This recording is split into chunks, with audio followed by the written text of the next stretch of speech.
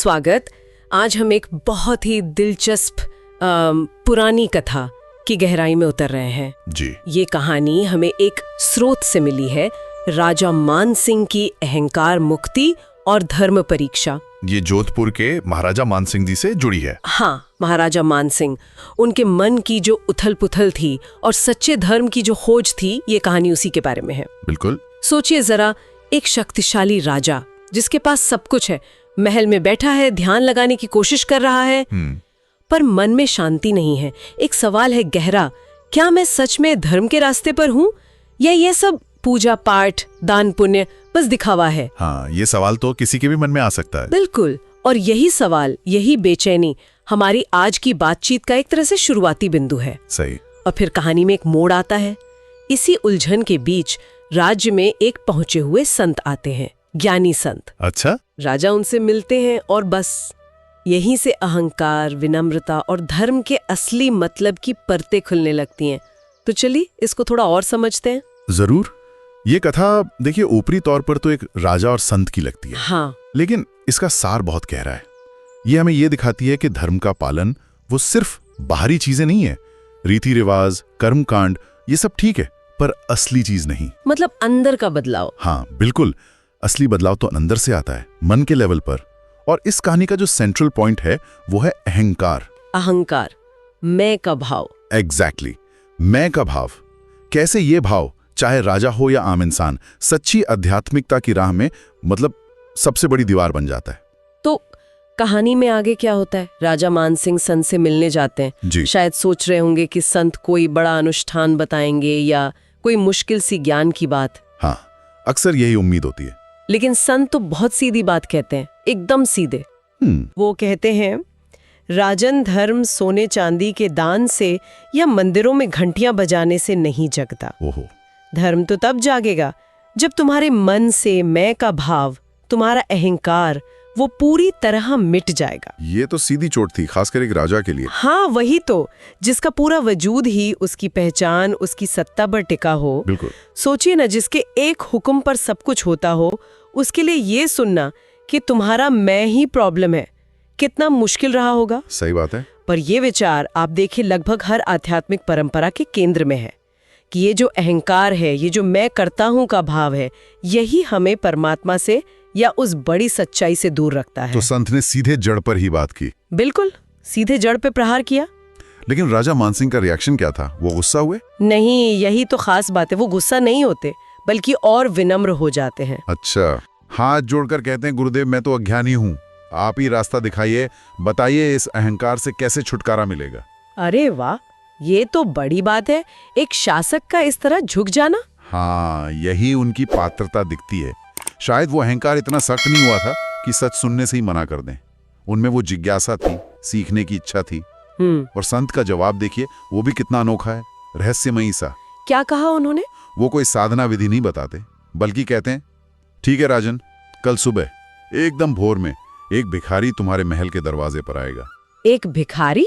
हाँ, और फिर कहते हैं, एक बात याद रखना, उसकी कोई परीक्षा मत लेना, वो जो भी कहे उसे सच मानना, उस पर शक मत करना। ये क्या बात हुई? और उलझा दिया संत ने तो। बिल्कुल। राजा जरूर सोच में पड़ गए होंगे कि भाई अहंकार मिटाने का रास्ता एक भिखारी से कैसे मिलेगा, और उसकी बात को बिना सोचे समझे सच मान लेना, ये कैसी पहेली है? हाँ, उनके मन में जरूर 100 सवाल उठे होंगे कि क्या संत मजाक कर रहे हैं या मेरी परीक्षा ले रहे हैं या सच में उस भिखारी में कुछ खास है। पर यही संतों का तरीका होता है, वो सीधे जवाब नहीं देते। कई बार वो ऐसी सिचुएशन बनाते हैं कि शिष्य खुद अनुभव करे, खुद सीखे। अच्छा। परीक्षा मत लेने का मतलब शायद यही था कि अपना दिमाग चलाना बंद करो। जो तर्क करता है, शक करता है, बस सुनो और स्वीकार करो। हाँ, ये हो सकता है। अहंकार को तोड़ने का पहला कदम अपनी बुद्धि पर जो भरोसा है उसे थोड़ा साइड में रखना। बिल्कुल, अपनी समझदारी, अपनी परखने की क्षमता पर जो जिद होती है उसे छोड़ना। और फिर अगले दिन आया वो भिखारी। हाँ बिल्कुल, अगले दिन वही हुआ जो संत ने कहा था। सुबह सुबह महल के गेट पर एक भिखारी आ गया। सचमुच? हाँ, राजा शायद इंतजार ही कर रहे होंगे, मन में थोड़ी उत्सुकता, थोड़ी घबराहट भी होगी। जरूर। पर यह भिखारी भी बड़ा अजीब था। उसने महल देखा, राजा को देखा, पर सोना चांदी, हीरे मोती, खाना, कपड़ा कुछ नहीं मांगा। कुछ नहीं। फिर क्या मांगा? वो सीधा राजा की आंखों में देखकर बोला, महाराज, मुझे आपके खजाने से कुछ नहीं चाहिए। अच्छा, अगर कुछ देना ही है तो मुझे अपने मन का एक अंश दे दीजिए। मन का अंश? ये क्या होता है? हाँ, राजा मानसिंह भी एकदम चकरा गए कि भाई मन का अंश, ये कौन सी चीज है? कोई अपना मन कैसे दे सकता है? ये तो समझ से ही बाहर है। बिल्कुल, और यही कहानी का सबसे जरूरी, सबसे सिंबॉलिक मोड़ आता है। सिंबॉलिक कैसे? देखिए, भिखारी का मन का अंश मांगना कोई फिजिकल चीज नहीं है, ये गहरा आध्यात्मिक इशारा है। वो राजा की दौलत या ताकत का हिस्सा नहीं मांग रहा, वो मांग रहा है राजा के उस मैं का हिस्सा, वो जो अहंकार है, जो खुद को कर्ता मानता है, उसका एक टुकड़ा। ओहो, मतलब अहंकार का हिस्सा मांग रहा था। एग्जैक्टली, उनके उस बोझ का हिस्सा जो वो राजा होने के नाते ढो रहे थे। तब राजा को समझ आया। जब राजा उलझन में पड़ गए तो भिखारी ने खुद ही समझाया। क्या कहा? उसने कहा, राजन, जिस पल तुम्हारे अंदर तुम्हारा मैं पूरी तरह मिट जाए और केवल तू ही रह जाए, समझ लेना वही सच्चा धर्म है। जहां मैं मिट जाए और तू रह जाए। हाँ, ये वाक्य संत की पहली बात से जुड़ता है। मैं का मिटना मतलब अपना स्वार्थ, अपनी इच्छाएं, अपना घमंड, सब खत्म। और तू का रह जाना, ये तू कौन है? ये तू परमात्मा हो सकता है, गुरु हो सकता है, या फिर ये पूरी दुनिया, सारे लोग हो सकते हैं। मतलब अपने छोटे से मैं को मिटाकर खुद को उस बड़ी सच्चाई या दूसरों की सेवा में लगा देना। जहां मैं मिट जाए और तू रह जाए, वही सच्चा धर्म है। वाह, इस एक वाक्य का असर बहुत गहरा हुआ। हाँ, जाहिर है। कथा में लिखा है, राजा मानसिंह उस क्षण भीतर से बदल गए। बिल्कुल, ये कोई ऊपरी बदलाव नहीं था, एकदम अंदर तक उनके वजूद के केंद्र में कुछ बदल गया। खारी के जरिए उन्हें क्या संदेश मिला है? और ये बदलाव सिर्फ सोच तक नहीं रहा है ना, उन्होंने कुछ किया भी। हाँ, उन्होंने एक बहुत बड़ा कदम उठाया। एक राजा के लिए तो सोचना भी मुश्किल है। क्या किया उन्होंने? उन्होंने कुछ समय के लिए अपना राजपाट, अपना सिंहासन सब छोड़ दिया। सच में? हाँ, वो संत के साथ चले गए, उनकी शरण में रहकर साधना की। इसका मतलब है कि उन्होंने सिर्फ ज्ञान सुना नहीं, उसे जीने की कोशिश की, अनुभव किया। ये तो बहुत बड़ी बात है। ये दिखाता है कि बदलाव कितना सच्चा और गहरा था। बिल्कुल, और इससे भी बड़ी बात यह है कि जब वो साधना के बाद वापस आए, हाँ, तो उन्होंने सिंहासन फिर से संभाला, लेकिन अब उनके राज करने का तरीका बदल गया था। कैसे? कथा कहती है कि वो प्रजा की सेवा को ही अपना असली धर्म मानने लगे। सिंहासन पर बैठकर भी उनका भाव एक सेवक का था, शासक का नहीं। अच्छा, राजा रहते हुए सेवक का भाव। हाँ, ये बहुत जरूरी पॉइंट है। उन्होंने राज्य नहीं छोड़ा, राज्य से जुड़ा जो अहंकार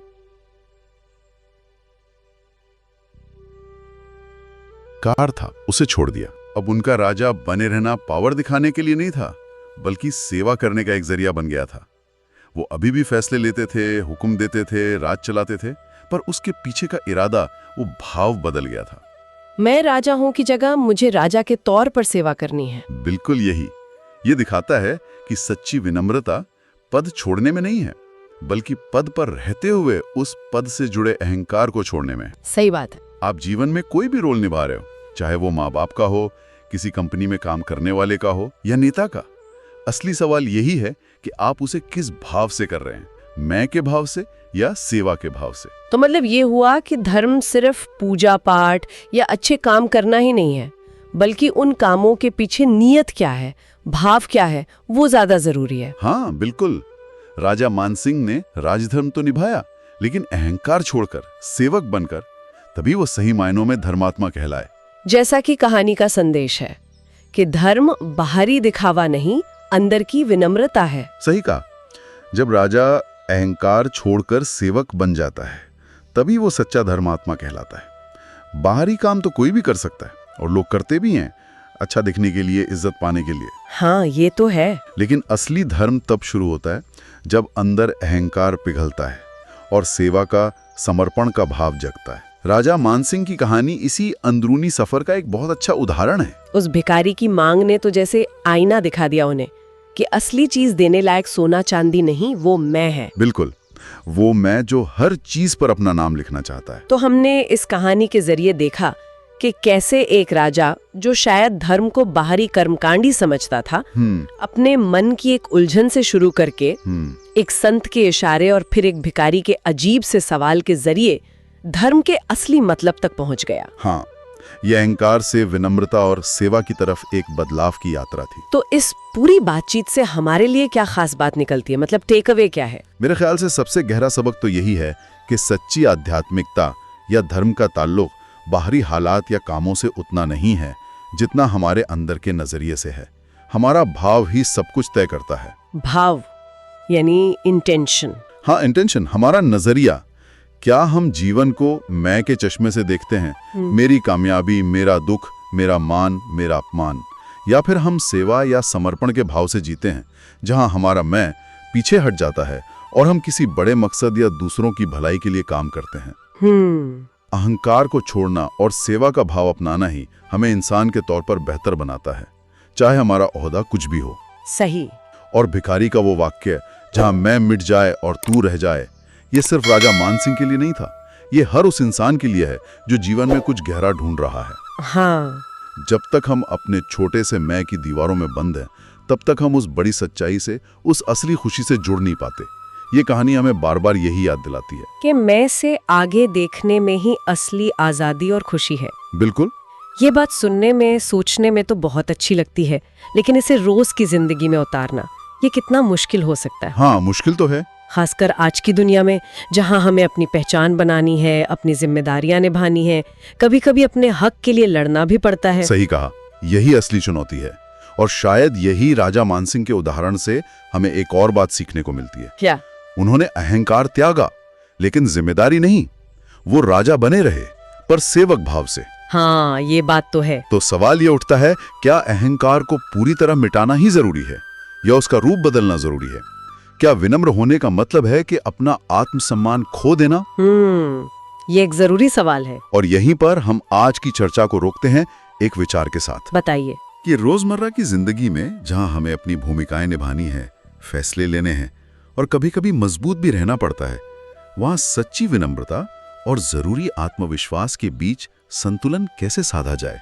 बैलेंस कैसे बने? हाँ, क्या अहंकार का पूरी तरह खत्म हो जाना ही एकमात्र रास्ता है, जैसा कि किताबों में लिखा है, या फिर अपने मैं को सेवा और जिम्मेदारी के भाव में ढालना यही ज्यादा प्रैक्टिकल और सच्चा रास्ता है? ये सोचने वाली बात है। बिल्कुल, इस पर विचार जरूर कीजिएगा।